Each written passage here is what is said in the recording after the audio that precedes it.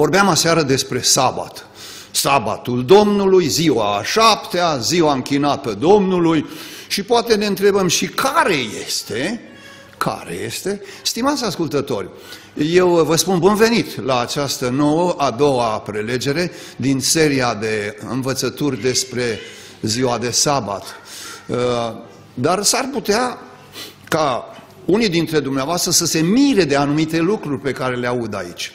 S-ar putea să auziți lucruri pe care nu le-ați mai auzit altădată, poate chiar să fie contrare convingerilor dumneavoastră, cunoștințelor dumneavoastră. Nu vă mirați, vă rog, pentru că dacă n-auziți nimic nou, degeaba ați venit. Ați pierdut timpul atunci. Așa că bun venit și fiți gata să auziți cuvântul lui Dumnezeu, să-l analizați și în funcție de corectitudinea prezentării pe care dumneavoastră o veți examina, veți decide așa cum credeți că este mai bine. Era în ziua de 14 mai 2004. 14 mai 2004. Și locuind în orașul Kingman din Arizona, Statele Unite ale Americii, aveam un birou mare în casă unde locuiam și la un moment dat m-am hotărât să fac ordine pe birou. Prea multe hârtii și plicuri se adunaseră și am zis, asta nu e bine. Mă încurc și poate complic anumite lucruri. Și mi-am zis, hai să arunc ce e de aruncat, ce trebuie păstrat, pun în dosare, în sertare. Și am început plic cu plic, hârtie cu hârtie, aruncam la coș unele, pe altele puneam bine. M-am uitat în coș, ia să văd. Plicul ăsta, nu cumva o fi în el ceva bun? Vai de mine! Aruncasem pașaportul și green cardul. De fapt, când m-am uitat la suprafață, plicul nu promitea mult. Conținea niște hârtii de la agenția de voiaj. Călătorisem la Craiova la sfârșitul lunii februarie și începutul lunii martie anul 2004. Și hârtii rămase de la călătoria aceea. Nu mă mai interesează acum. Numai că eu acolo pusesem ca să vin în România și pașaportul. Pașaportul și green cardul. Și odată cu hârtiile acelea le-am aruncat la coș. Dar mi-a zis, ia să mă mai uit odată. Am scos plicul, când mă uit în el, disperare. Acolo era pașaportul meu. Pașaport german, sunt cetățean german și eu și soția și copiii noștri, dar locuim în Statele Unite ale Americii ca rezidenți. Și acesta este green cardul. Se obține extrem de greu. Există români în Statele Unite ale Americii de 15 ani și nu au acest card, această cartelă. Unii au fost deportați sau sunt pe cale să fie deportați. Dar pentru că eu am fost chemat în Statele Unite ale Americii de Biserica Adventistă de ziua șaptea ca să funcționez acolo ca pastor al unei comunități române din Atlanta, am primit green cardul la 2 săptămâni după ce am sosit în Statele Unite. Foarte important document. Și pașaportul, deci, emis de statul german, comun pentru toate țările din Uniunea Europeană. Când mă întorc în America, arăt pașaportul și arăt green cardul, altfel n-am ce să caut în țară acolo. Știți ce s-ar fi putut întâmpla? Era vineri, 14 mai 2004. M-au trecut fiori. Doamne, ce inspirație mi-ai dat! Să mă mai uit încă o dată în coș, să mă mai uit odată la plicul acela pe care îl aruncasem. Urma ca pe 8 iunie, anul acela 2004, să fac o călătorie în Germania. Aveam biletul de călătorie, dar la aeroport nu-mi dădea drumul. Dacă nu aveam aceste acte și n-aveam ce căuta în Germania fără pașaport. Prin urmare, pierdeam biletul de călătorie pentru Germania pe 8 iunie, iar luni, la 3 zile după ce aruncasem plicul la coș, luni 17 mai, urmau să vină cei de la salubritate cu mașina de gunoi și să care gunoiul. N-aș fi știut niciodată ce s-a întâmplat cu aceste acte. Niciodată. În ziua de 8 iunie, când urma să zbor în Germania, le-aș fi căutat și nu le mai găseam nicăieri. Doamne, ce inspirație! Să mă mai uit odată în coș. Sigur că obțineam altele, dar însemna cheltuială, însemna timp pierdut, emoții și bănuieli. Bănuieli. Că statul american se întreabă, dar unde e celălalt? L-ai dat la vreun terorist? Că ei au acum obsesia asta cu terorismul. Unde e celălalt? L-am pierdut, nu știu unde e. Caută-l. Aș fi fost chinuit. Le obțineam, dar cu multă cheltuială și cu multe emoții și pierdeam călătoria în Germania.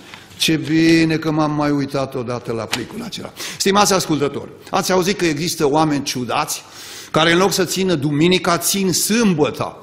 Interesant, țin sâmbăta. Ca evrei! Cum vine asta? Știți ce vă recomand eu în seara aceasta? Înainte de a arunca plicul acela la gunoi, la coș, mai uitați-vă încă o dată în el. Pentru că s-ar putea să regretați amarnic ulterior faptul că l-ați aruncat. Prin urmare, indiferent ce ați auzit despre cei care țin sâmbăta, indiferent ce părere aveți, ia mai uitați-vă odată la chestiunea aceasta. Și aveți ocazie astă seară, aveți ocazie mâine seară, până vineri seara. Se va desfășura, se va derula programul acesta, materialul acesta despre ziua cea sfântă a lui Dumnezeu. Dacă aveți rețineri, dacă aveți rezerve, vă rog frumos, gândiți-vă mai bine. Nu aruncați ideea aceasta la gunoi, înainte de a o examina foarte, foarte bine. Nu aruncați plicul. Mai uitați-vă odată la el. În cartea Geneze, adică prima carte din Biblie, chiar prima pagină, capitolul 1, versetul 1, citim așa: la început Dumnezeu a făcut cerurile și pământul. Când? La început, da? Cine? Dumnezeu. Ce se spune despre el?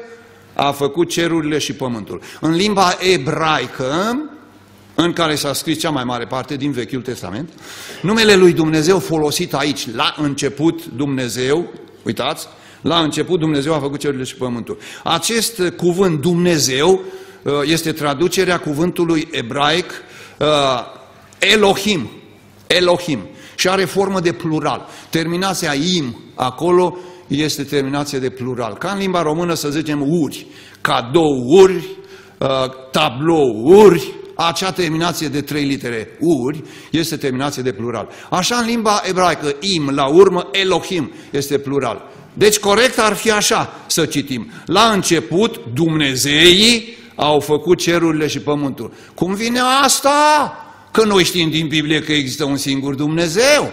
Și totuși aici e cuvânt scripturistic. La început Dumnezeii au făcut cerul și pământul. Aceasta pentru că dumnezeirea este grup, Sfânta Treime. Dumnezeu nu este marele singuratic, unul și atât. Dumnezeu este grup, adică Tatăl, Fiul și Duhul Sfânt. Dar de ce spune Biblia că există un singur Dumnezeu? Pentru că ei sunt extraordinar de uniți în toate privințele. Uniți în planuri, uniți în iubire, uniți în activitate și în toate privințele. Un Dumnezeu, așa cum o țară are un singur guvern, dar în guvern sunt multe persoane, mulți funcționari, sau o familie, soț, soție. Ei sunt una, zice Biblia, sunt un singur trup și totuși sunt doi. Deci la început Sfânta Treime a făcut cerurile și pământul. În Evanghelia după Ioan, capitolul 1, primele 3 versete și versetul 14, ne spun: la început era cuvântul. La început, atunci când cu creațiunea. Și cuvântul era cu Dumnezeu. Cuvântul scris cu literă mare. Și cuvântul era Dumnezeu. El era la început cu Dumnezeu. Toate lucrurile au fost făcute prin El. Și nimic din ce a fost făcut n-a fost făcut fără El. Deci acest cuvânt, și ce însemna? Și cuvântul s-a făcut trup și a locuit printre noi. Observați acolo pruncul Iisus. Mare lucru! Știți dumneavoastră că virtutea fundamentală a tehnicii este miniaturizarea. Miniaturizarea. Primele computere erau mari cât o clădire, acum sunt mici, uitați aici, și există și mai mici, le pui în buzunar. Cu cât tehnica realizează aparate mai mici, cu atât este mai avansată. Ia gândiți-vă că Dumnezeul nemărginit și atotputernic s-a manifestat în câteva kilograme de carne și oase și sânge și nervi, adică într-un trup de copilaș a venit Dumnezeu. Cuvântul s-a făcut trup și a locuit printre noi. Deci acest cuvânt, Fiul lui Dumnezeu, care a devenit trup, Iisus Hristos, Mântuitorul nostru, este Dumnezeu. El a fost de la început cu Dumnezeu și toate lucrurile s-au făcut prin El. Aceasta este o idee foarte importantă și necesară în contextul meditației noastre din această seară. Deci cuvântul cel veșnic care s-a făcut trup, adică Hristos, Fiul lui Dumnezeu, a existat dintotdeauna și prin El s-au făcut toate lucrurile. Deci El n-a fost absent la creațiune. Tatăl, Fiul, Duhul Sfânt, toți au creat lumea noastră împreună. Cuvântul era acolo, era activ. Toate lucrurile au fost făcute prin El. Mântuitorul a fost prezent și a fost activ la creațiune, așa cum zice Biblia în capitolul 2, versetul 3 din Geneza, text pe care l-am citit și aseară. Dumnezeu a binecuvântat ziua a șaptea. Cine? Dumnezeu. Și ce înseamnă Dumnezeu acolo? Înseamnă Sfânta Treime. Inclusiv Mântuitorul Iisus Hristos era prezent. Dumnezeu a binecuvântat ziua a șaptea și a sfințit-o, pentru că în ziua aceasta s-a odihnit de toată lucrarea Lui pe care o zidise și o făcuse. Acolo este inclus și Dumnezeu, Fiul, adică Domnul Iisus Hristos. Lucru foarte important. Deci Hristos împreună cu Tatăl și cu Duhul Sfânt este coautor al lumii noastre, coautor al sabatului. Dumnezeu s-a odihnit în ziua de sabat, adică Tatăl și Fiul și Duhul Sfânt. Dumnezeu a binecuvântat ziua sabatului, Tatăl, Fiul și Duhul Sfânt. Și Dumnezeu a sfințit ziua de sabat. Dumnezeu înseamnă Tatăl, Fiul și Duhul Sfânt. Mântuitorul a fost prezent la creațiune. S-ar putea ca unor cititori ai Bibliei să nu le convină ideea aceasta, pentru că se răstoarnă niște teorii, cad, se prăbușesc. Dar haideți să rămânem în termenii Scripturii, să fim obiectivi și cinstiți cu noi înșine. Mântuitorul, Fiul lui Dumnezeu, a fost prezent la creațiune. El, împreună cu Tatăl și cu Fiul, s-a odihnit în sabat, a binecuvântat sabatul și l-a sfințit.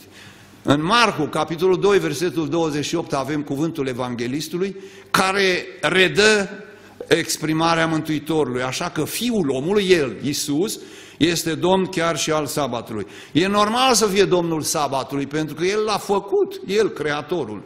Care este deci sabatul creștin? Sabatul creștin este sabatul pe care l-a făcut Hristos, pentru că cuvântul creștin vine de la Hristos. Sabatul creștin este sabatul instituit la creațiune, de Tatăl, de Fiul și de Duhul Sfânt. Deci Fiul Hristos a fost printre persoanele dumnezeirii care au instituit sabatul. Bine, dar care este în fond acel sabat al zilei a șaptea, instituit de Hristos la creațiune? Care este? Hai, mai concret, spune-ne odată.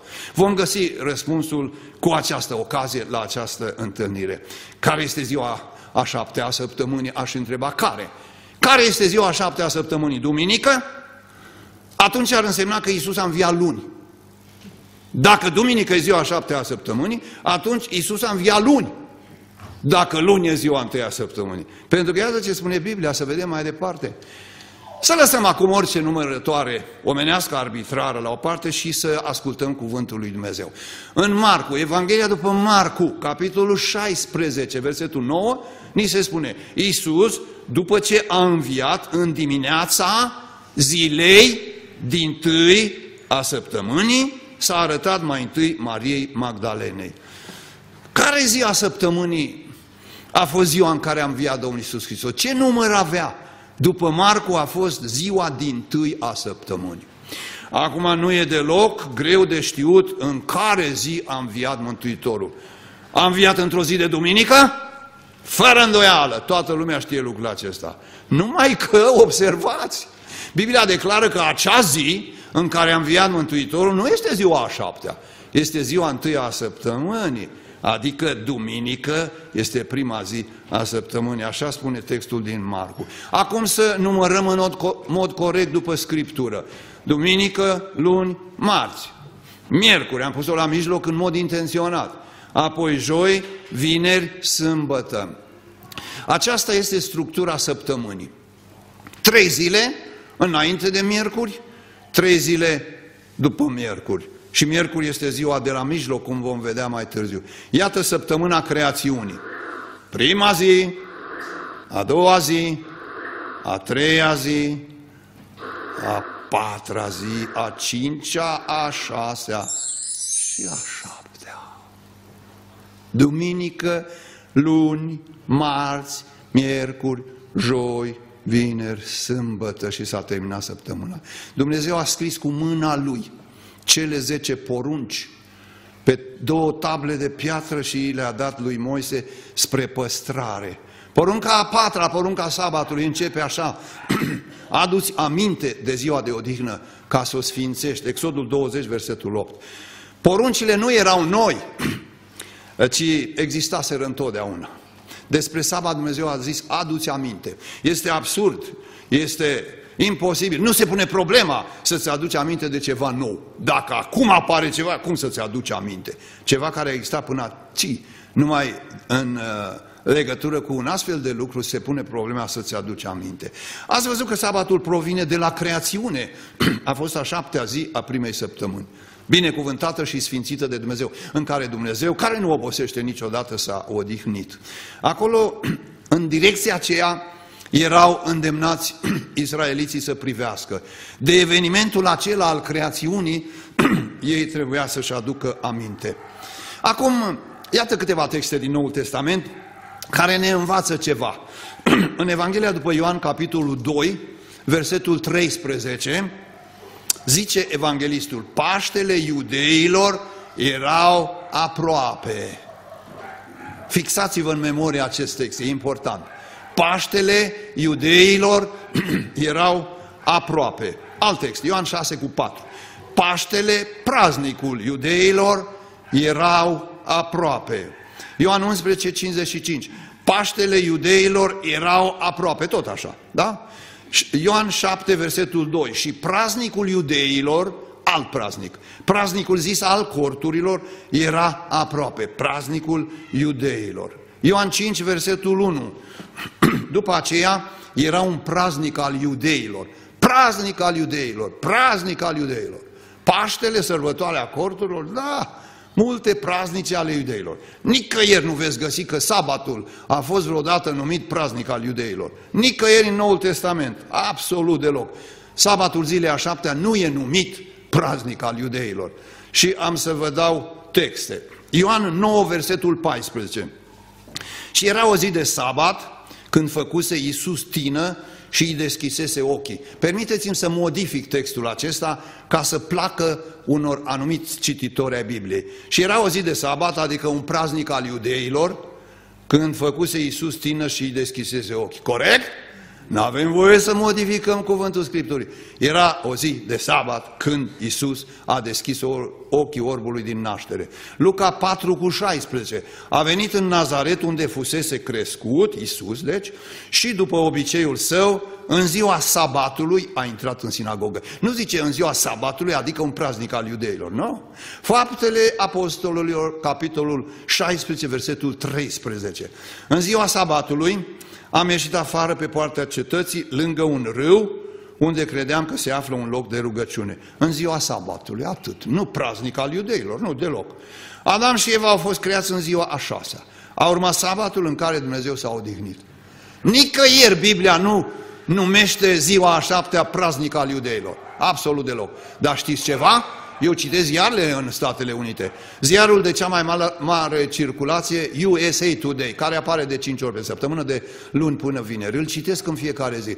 Fel de articole și mulți scriu sabatul iudaic, sabatul creștin. De unde și până unde? Nu există un sabat iudaic. Biblia nu zice așa ceva nicăieri, doar îi zice sabat. Deci, Adam și Eva au fost creați în ziua a 6-a. A urmat sabatul în care Dumnezeu s-a odihnit. Nu s-or fi odihnit și ei? Că sabatul a fost făcut pentru om. Dumnezeu nu avea nevoie de odihnă. Vezi, zice, dar nici ei n-aveau nevoie, că abia se văzuseră pe lume. Bineînțeles că nu erau obosiți, dar dacă Dumnezeu s-a odihnit, nu s-or fi apucat ei de treabă. Și ce să facă? Mai întâi că nu le-a dat niciun program până atunci. S-au odihnit împreună. Dumnezeu le-a dat exemplu cum să procedeze. Ia gândiți-vă, avem o mașină de scris și pe un băiețel vreau să-l învăț să scrie la mașina de scris. Și încearcă, el nu reușește. Zic, ia stai puțin, dă-te la o parte. Uite așa, îi arăt și acum vină tu. Sau la pian sau orice. I-am dat exemplu. Dumnezeu a sărbătorit primul sabat împreună cu ei. Și le-a spus, de acum încolo, asta este. Practica generală. pentru vecii vecilor. Sabatul zilei a 7-a este cea mai veche sărbătoare, cea mai strămoșească, de la primii noștri strămoși, Adam și Eva.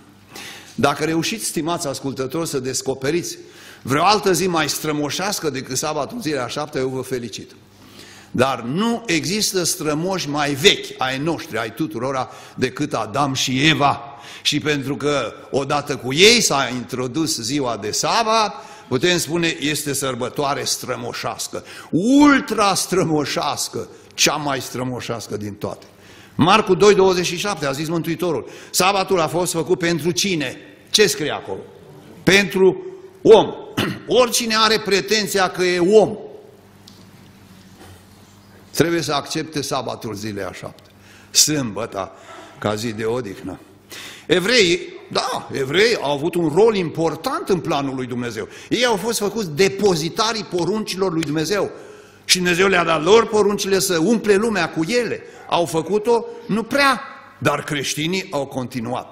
Evreii au conservat totuși sabatul zilei a 7-a timp de mii de ani până în zilele noastre. Un popor extrem de vechi și care a păstrat până acum ziua de sabat. Așa, ca să nu fie nicio confuzie care este adusă de ei din vechime.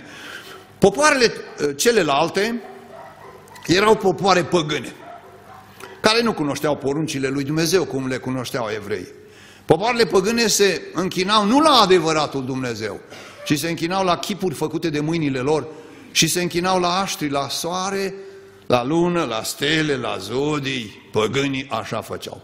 Iată un text în a doua Împărați 23, versetele 5 și 11. Iosia, un împărat bun al lui Iuda, i-a izgonit pe preoții idolilor, puși de împărații lui Iuda să ardă tămâie pe înălțimi în cetățile lui Iuda și în împrejurimile Ierusalimului. Și i-a izgonit pe cei care aduceau tămâie lui Baal, soarelui, lunii, zodiilor și întregii oștiri a cerurilor. A îndepărtat de la intrarea casei Domnului caii pe care împărații lui Iuda îi închinaseră soarelui și a ars în foc carele soarelui. Ce practici! Deuteronom, capitolul 4, versetul 19, avertisment din partea Atotputernicului Dumnezeu dat oamenilor: veghează asupra sufletului tău, ca nu cumva, ridicându-ți ochii spre cer și văzând soarele, luna și stelele, toată oștirea cerurilor, să fii târât să te închini înaintea lor și să le slujești. Căci acestea sunt lucruri pe care Domnul Dumnezeul tău le-a făcut. Și le-a făcut ca să lumineze, nu să se închine oamenii la ele. În cartea lui Iov, capitolul 31, versetele 26 până la 28, citim: dacă am privit soarele când strălucea, luna când înainta măreață și dacă mi s-a lăsat amăgită inima în taină, dacă le-am aruncat sărutări, ducându-mi mâna la gură, și aceasta este tot o fără de lege care trebuie să fie pedepsită de judecători, căci m-aș fi lepădat de Dumnezeul cel de sus. Observați? O urăciune, o practică păgână. Oamenii se uitau la soare și se închinau la el. De ce? Pentru că gândeau, soarele ne dă viață. Fără soare totul ar pieri și atunci el trebuie să fie zeu. În Romani, capitolul 1, versetul 25, zice Sfântul Apostol Pavel: oamenii au schimbat în minciună adevărul lui Dumnezeu și au slujit și s-au închinat făpturii în locul Făcătorului, care este binecuvântat în veci. Amin. Deci Dumnezeu a creat soarele, mă închin la Dumnezeu, nu la soare. Dumnezeu a creat luna, la Dumnezeu mă închin, nu la lună. A creat stelele, nu mă închin la făpturile lui Dumnezeu, ci mă închin la El, Creatorul cel atotputernic. În cartea profetului Ezechiel, la capitolul 8, ni se arată o alunecare gradată a lui Israel, a evreilor, a poporului ales. Alunecare pe panta păgânismului. Îi ispitea păgânismul și au alunecat și în direcția aceea în ce privește închinarea și în orice privință. În versetele 5 și 6 din Ezechiel 8 se vorbește despre idolul geloziei. Și un înger i-a spus lui Ezechiel profetul: vezi ce fac ei? Vei vedea și alte urăciuni mai mari decât acestea. Să vedem cât de mari și care sunt. Versetele 7 la 13 ne arată că profetul a văzut undeva la subteran, pe pereți zugrăvite, tot felul de animale, chipuri de animale, și acolo oamenii se închinau la ele, conducători din Israel. Și îngerul i-a spus: ai văzut? dar ai să vezi și alte urăciuni mari. L-a dus mai departe și niște femei îl plângeau pe Tamuz, un zeu babilonian. Și a zis îngerul, vei vedea și alte urăciuni mai mari decât acestea. Și ajungem la stația finală a urăciunilor. Versetul 16 din Ezechiel 8. Soarele. Închinarea la soare apare ca fiind urăciunea cea mai mare, căci acolo s-a terminat croaziera. Și m-a dus, zice profetul, în curtea din lăuntru a casei Domnului. Și iată că la ușa templului Domnului, între pridvor și altar, erau aproape 25 de oameni cu dosul întors spre templul Domnului și cu fața spre răsărit. Țineți minte, cu fața spre răsărit și se închinau înaintea soarelui spre răsărit. Deci erau 4 faze. Prima dată idolul geloziei l-a văzut profetul și s-a cutremurat și îngerul i-a spus, ei fac lucruri și mai grave, hai mai departe. Apoi chipuri de animale pe pereți se închinau la ele, te deranjează, da? Mai departe, să vezi, fac și lucruri mai grave. Îl plângeau niște femei pe Tamuz, un zeu babilonian. Acolo au ajuns. Hai să vezi lucruri mai grave, mai urăcioase. Și l-a dus acolo unde 25 de bărbați, circa 25 de bărbați, se închinau soarelui spre răsărit și cu spatele întors spre templul Domnului. De ce oare spre răsărit? Vedeți? Aia. E închinarea la soare, care din vremi străvechi a penetrat până la epoca modernă. Popoarele păgâne nu numai că se închinau la soare, dar i-au dedicat o zi din săptămână, ziua în care a înviat Iisus. Aceea a fost dedicată închinării la soare cu mult înainte de a se naște Mântuitorul și, bineînțeles, înainte de a muri și a învia. În unele limbi, ziua întâi a săptămânii încă poartă acest nume de ziua soarelui. Aveți acolo în limba germană Sonntag. E un substantiv în limba germană, provine din 2 substantive, e o combinație, die Sonne, soarele, de gen feminin, der Tag, ziua, substantiv de gen masculin.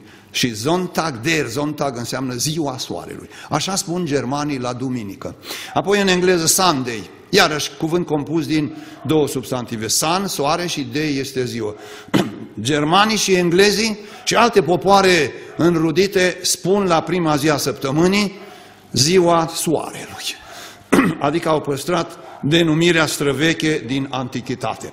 Pe data de 7 martie 321, de mult! Deci în ziua de 7 martie, anul 321, împăratul roman Constantin cel Mare a impus prin lege respectarea primei zile a săptămânii ca zi a soarelui. Și o numeau dies solis, în limba latină, limba romanilor, ziua soarelui. Sigur, ziua soarelui se ținuse până atunci, dacă și pe vremea prorocului Ezechiel oamenii se închinau la soare.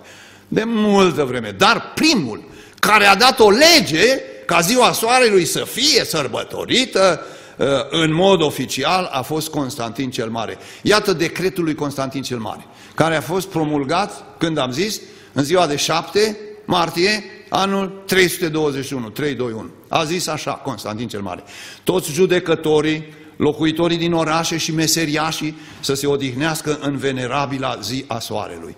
Oamenii de la țară se pot ocupa însă în voie de cultivarea câmpurilor. Aveau nevoie de mâncare, bineînțeles. Pentru că se întâmplă adesea că nu există zile mai potrivite pentru semănarea grâului în brazde sau a vițelor în șanțuri.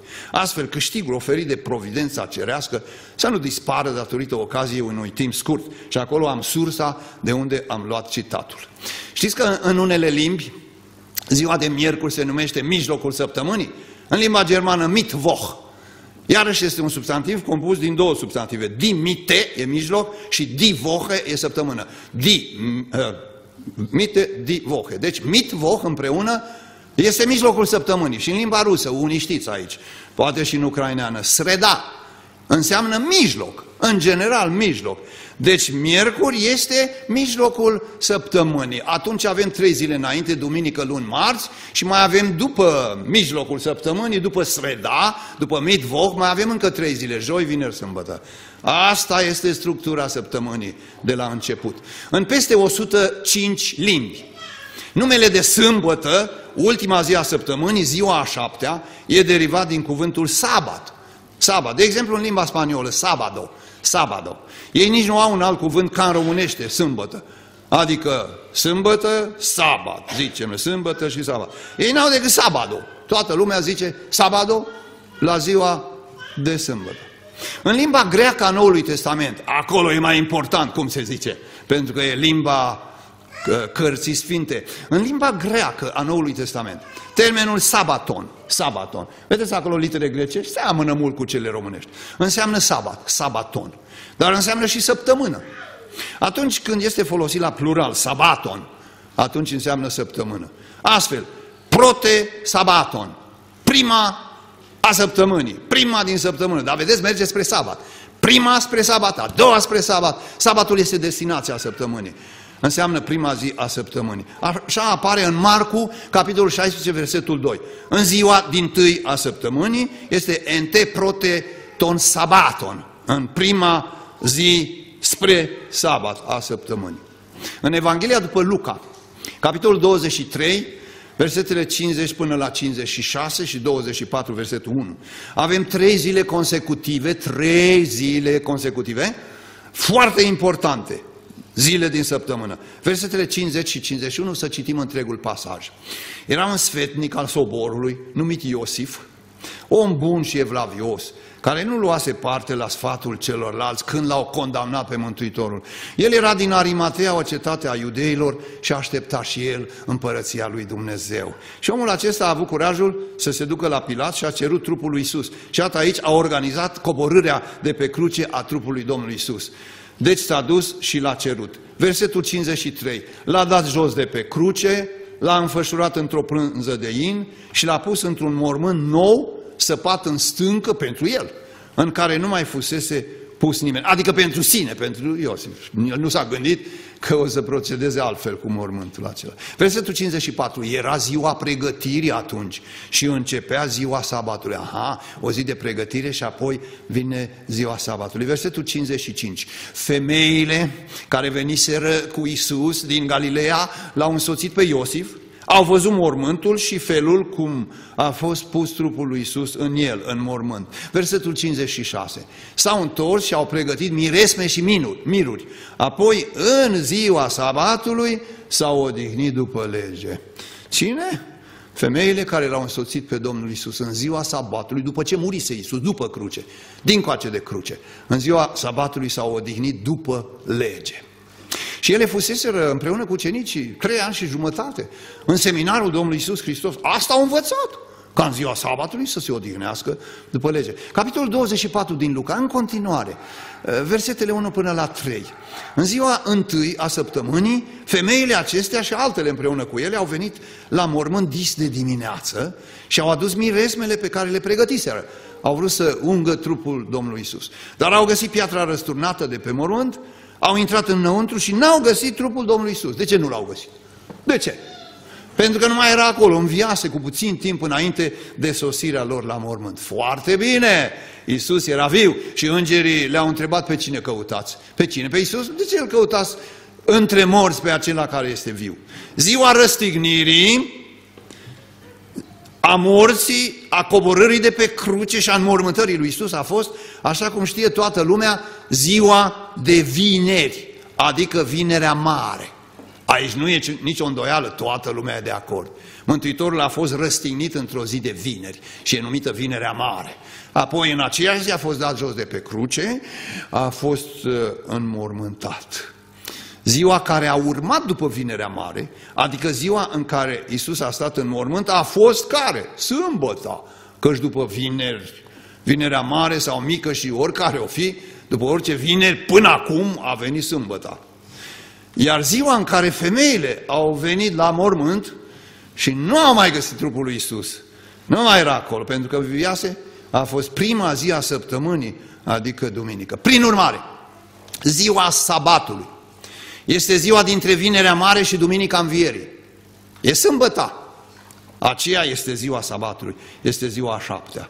După răstignirea lui Iisus, când el era în mormânt, sfintele femei s-au odihnit sâmbătă, s-au odihnit după lege. Și iată vineri, acolo crucile și desfășurarea acestor zile. Ziua pregătirii, răstignirea, vineri. Ziua de sabat, Iisus era în mormânt, sâmbătă. Ziua întâi, învierea, duminică. Dacă v-a plăcut, mai fac o dată așa. Uitați, cele 3 cruci, Hristos în mijloc, tâlharii de o parte și de alta. Unul s-a pocăit, nu știu care, cel din dreapta sau stânga, nu contează, dar unul s-a pocăit.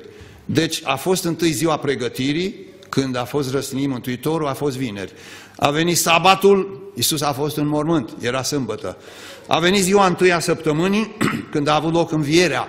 Aceasta a fost duminică. Nimeni nu se îndoiește că Iisus a fost răstignit vineri. Nimeni nu se îndoiește că Iisus a înviat duminică. Păi da, mormânt a stat în ziua dintre ele, aceea e sâmbăta. Mulți cititori ai Bibliei susțin, după mine ceva de mirare, că cele 10 porunci au fost pironite de Iisus pe cruce.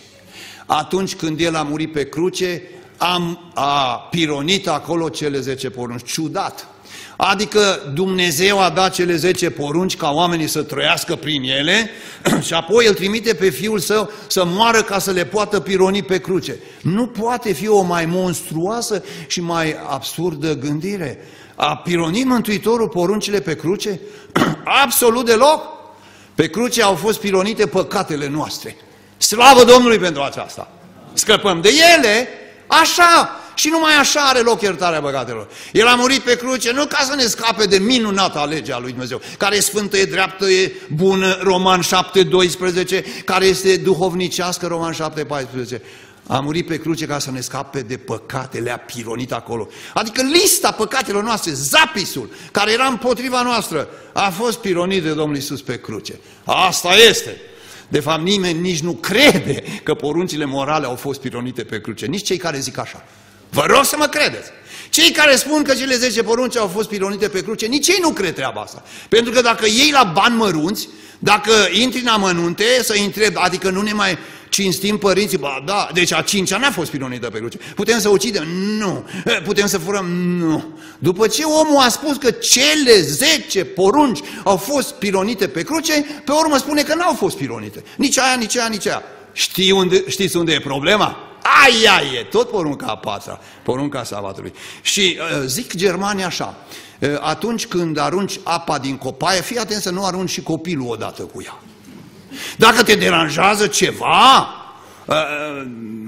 te rog frumos, nu arunca toată legea lui Dumnezeu. Ba mai bine, accept-o pe toată pentru că e divină. Adică toate cele 10 porunci au fost pironite pe cruce, imposibil, niciuna. Iată-le acolo, le-a scris Dumnezeu cu mâna sa și Dumnezeu n-a greșit niciodată. Ce scrie El e perfect, ce a făcut El la creațiune a fost desăvârșit, nu e nevoie de îmbunătățiri, absolut deloc. Iată din nou modelul de viață al urmașilor lui Hristos, așa cum reiese din comportamentul femeilor sfinte care l-au urmat. Da, erau niște femei sfinte, ucenicele Domnului. Vineri, ce au făcut? Muncă. Sâmbătă, odihnă după lege. Duminică, muncă. Au continuat munca întreruptă vineri. Această documentație clară, bogată, indiscutabilă, se găsește în Noul Testament. Ați văzut în Evanghelia după Luca. Și cartea aceasta sfântă, Sfânta Scriptură, se găsește în toate bisericile.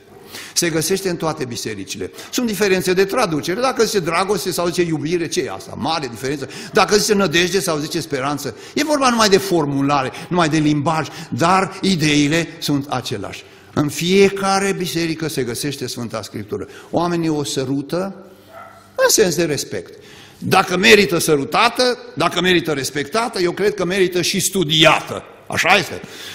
Biblia a fost scrisă în 3 limbi antice, cum spuneam aseară. Cea mai mare parte a Vechiului Testament în limba ebraică.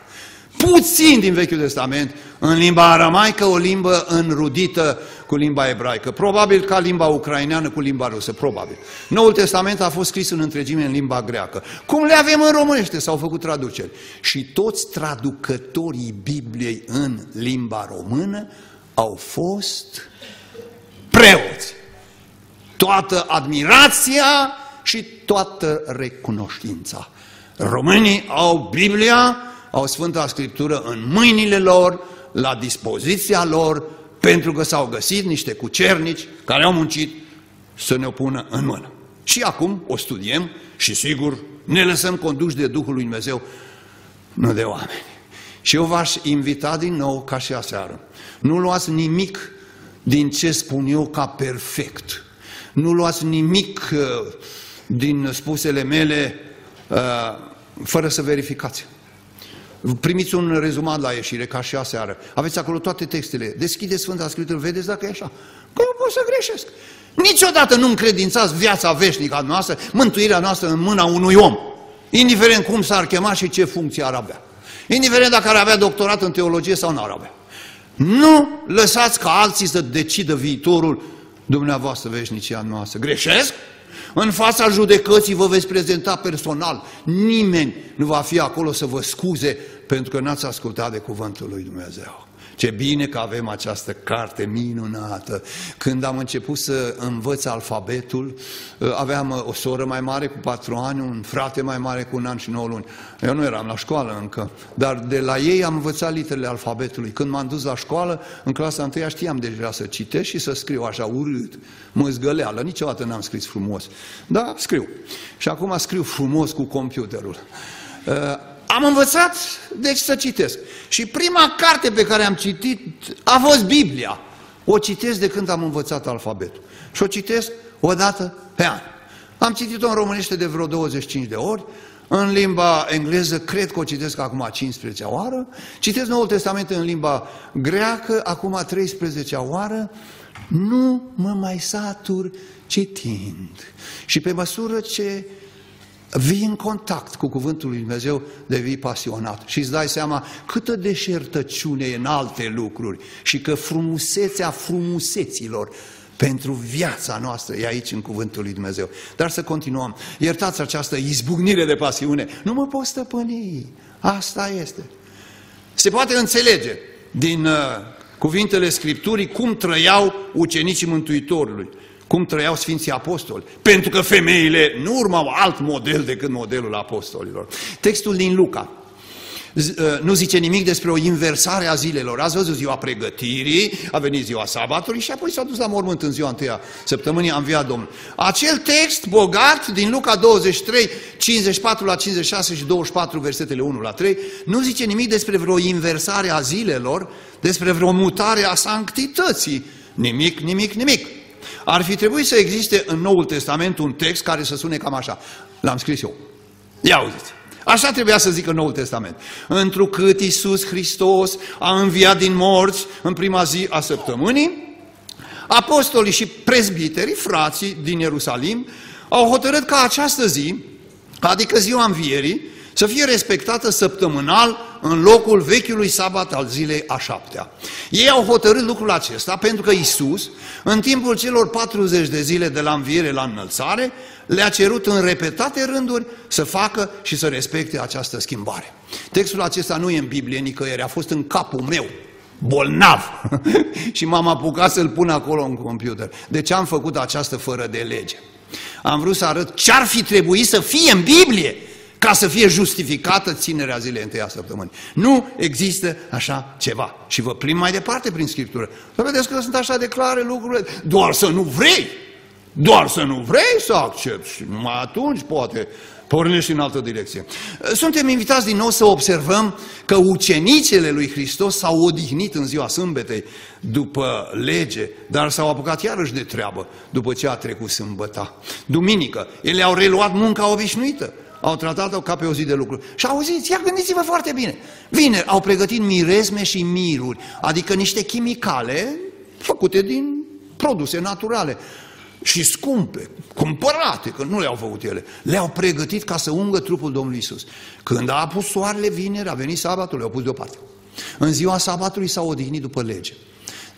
După ce a trecut sabatul, în dimineața zilei 1-a săptămânii, au luat miresmele și mirurile, s-au dus la mormânt ca să ungă trupul Domnului Iisus.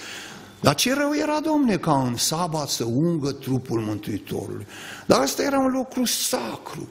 Asta era un lucru bun și frumos și drept. E, vedeți, erau așa de stricte că nici pe asta n-au făcut-o. Și eu cred că au învățat de la Domnul Iisus, că cu el au fost tot timpul. Adică fii foarte atent, nu te repezi la excepții.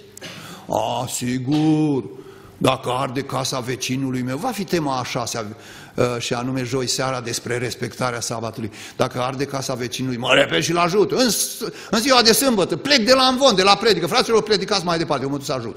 Da, la catastrofe intervenim. Dar ele s-au gândit, nu, lucrul ăsta îl putem face și după ce trece sabatul. Și nici măcar n-au uns trupul Domnului Iisus în ziua de sâmbătă. Ce mai vreți? Dar după ce a trecut sabatul, au tratat ziua următoare ca pe o zi normală de lucru. Era prima din cele 6 zile de lucru, despre care Dumnezeu a zis să lucrezi 6 zile. Încă o privire asupra celor 3 zile menționate de Evanghelistul Luca în capitolele 23 și 24. Vineri, Vinerea Mare, Iisus a murit pentru păcatele noastre. Un act foarte important. Fără El suntem pierduți. Sâmbătă. Iisus s-a odihnit în mormânt, în ziua sfântă și binecuvântată de El însuși la creațiune. Duminică, Iisus a înviat din morți, iar femeile care îl urmau și-au reluat lucrul în ziua aceea. Ar trebui oare ca toate aceste 3 zile, vineri, sâmbătă și duminică, să fie zile de odihnă, zile sfinte, că în fiecare a avut loc ceva important. Învierea duminică, dar moartea Domnului vineri. Au fost evenimente foarte importante în toate zilele acelea 3 pentru oamenii păcătoși. Atunci ar rămâne numai 4 zile de lucru. Nici în Germania nu-i chiar așa. Auzeam noi cândva, în RFG lucrează 5 zile. Deci dacă vineri, sâmbătă și duminică toate ar fi zile de odihnă, zile sacre, pentru că au fost evenimente în ele, ar rămâne numai 4 zile de lucru. Comod, așa-i? S-ar strica lumea. Când lumea nu lucrează, se apucă de rele. Acest sistem de viață cu 4 zile de lucru și 3 de odihnă ar contrazice în mod flagrant aranjamentul divin, care a zis așa, Dumnezeu a zis să lucrezi 6 zile, n-a zis 4.